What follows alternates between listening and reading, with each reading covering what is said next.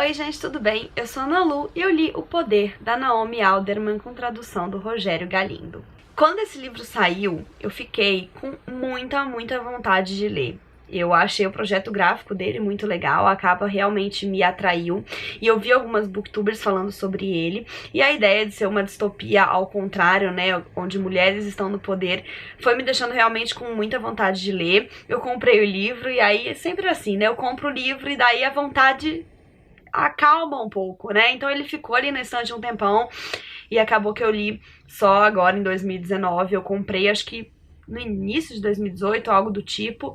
E, enfim, talvez a expectativa não tenha gerado boas coisas, porque eu tava esperando muito pelo momento de ler esse livro e eu não gostei dele. Eu dei 2 estrelas. E hoje a gente vai conversar um pouco sobre isso. Bom, a primeira coisa que eu vou falar sobre esse livro é que ele tem uma certa metalinguagem, porque a gente tem um livro dentro de um livro. Então a gente tem o Neil, que tá, na verdade, escrevendo essa história e mandando pra sua amiga Naomi Alderman para que ela possa dizer se o livro está legal. O Neil, ele tem um sobrenome que o nome dele e o sobrenome funcionam como um anagrama da Naomi, então achei isso interessante. E enfim, o Neil então tá contando essa história de um momento em que as mulheres tomaram o poder, né? Ele já vive nesse mundo e ele tá contando de como foi essa transição. E, enfim, num determinado momento, então, as mulheres começaram a eletrocutar. Elas ganharam essa capacidade. E foi muito aos poucos que isso aconteceu. Começou com meninas jovens e elas iam passando uma pra outra. Eu acho interessante que tenha começado com as jovens e depois se alastrando para as mais velhas, porque eu imagino que seja mais ou menos assim que os movimentos comecem, né? Que o feminismo comece. São mulheres jovens que acreditam que elas podem mudar alguma coisa. Então eu acho que essa analogia é bastante interessante. Mas, enfim, foi só um comentário. No início, é claro que a gente ainda vive na sociedade que a gente vive hoje e as mulheres são o elo mais fraco, então elas começam a desenvolver esse poder e ele claramente começa a ser recriminado e os homens começam a fazer de tudo pra controlar essas mulheres e até criminalizar as mulheres que tenham esse poder, então elas perdem direitos e tal. Só que eles estão brincando com coisa séria, né? E elas vão perceber que com esse poder elas podem se vingar deles e fazer muito mais. Então elas vão conseguir se unir e se revoltar, primeiro contra essa criminalização e depois elas vão tomando então cada vez mais o poder. Eu acho interessante como é rápida essa transição. Elas percebem que elas têm o poder e de repente elas estão dominando tudo só porque sim, só porque elas podem. E eu acho muito interessante também que a autora cria uma distopia aqui, porque eu também li há relativamente pouco tempo o Herland, da Charlotte Perkins Gilman, e ela cria uma sociedade toda de mulheres que é perfeita, né? Mas eu acho que a gente tem que analisar bem também o que as mulheres podiam fazer quando elas tivessem o poder, porque eu acho que quando um grupo tem muito poder sobre o outro, isso não tem como dar muito certo, né, em qualquer dos lados. Então, esses pontos eu acho interessantes na ideia e na construção da autora. Comecei pelos que eu acho muito bons, né? Então, comecei falando que eu não gostei do livro e falei de coisas que eu achei boas, mas já já a gente vai cair, tá? Então, enfim, esse mundo dominado pelas mulheres agora é praticamente um espelho do que era o mundo dominado pelo patriarcado. Então, existem estupros coletivos, né? Elas dominam os homens só porque elas podem fazer isso. Existe muita crueldade e elas também vão abusar do poder. E, enfim, eu acho muito bom e válido que isso seja mostrado. Só que eu achei o desenvolvimento do livro muito fraco. A história ela é contada em 4 vieses, em terceira pessoa, mas ainda assim a partir, né, do ponto de vista de 4 personagens: a Roxy, a Margot, a Ellie e o Tandy.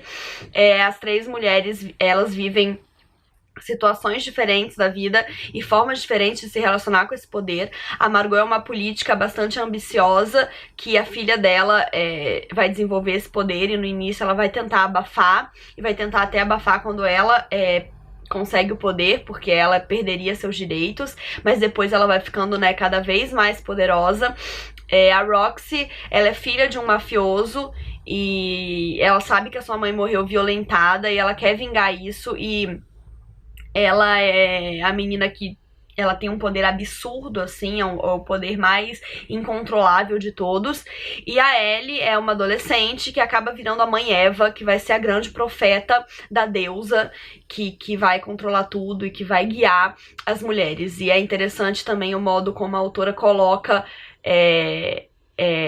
essa religião na história. Na verdade, assim, é interessante que haja isso, mas não é interessante a forma como é mal abordado, porque é mal e porcamente abordado, aliás, como quase tudo nesse livro. É tudo muito raso e a gente percebe que o vício das pessoas naquela profeta e a confiança inteiriça nela vão criar problemas, mas isso é muito pouco explorado e aprofundado.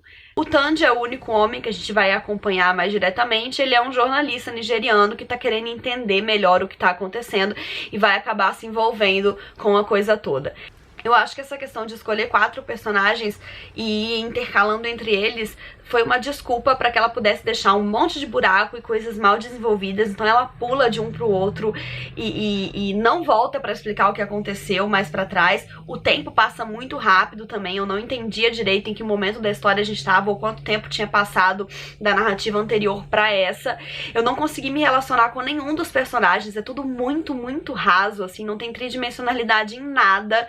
E isso acaba ficando muito no vazio, porque os personagens meio que são a alma do negócio. A gente vai acompanhar tudo através deles, e é muito difícil quando a gente não consegue se relacionar com nenhum.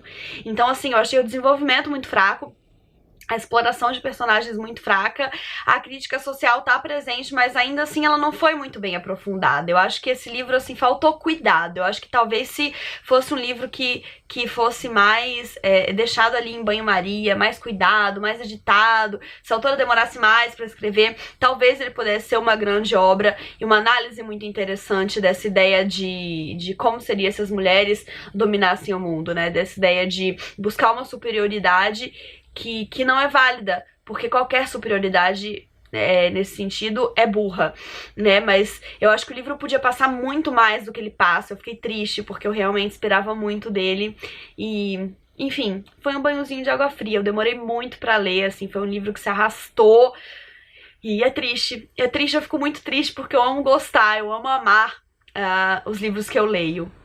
Mas assim, gente, essa foi a minha opinião, né? Eu sempre fico receosa de falar aqui de livros que eu não gosto, porque o meu objetivo aqui é estimular as pessoas a lerem, e não o contrário.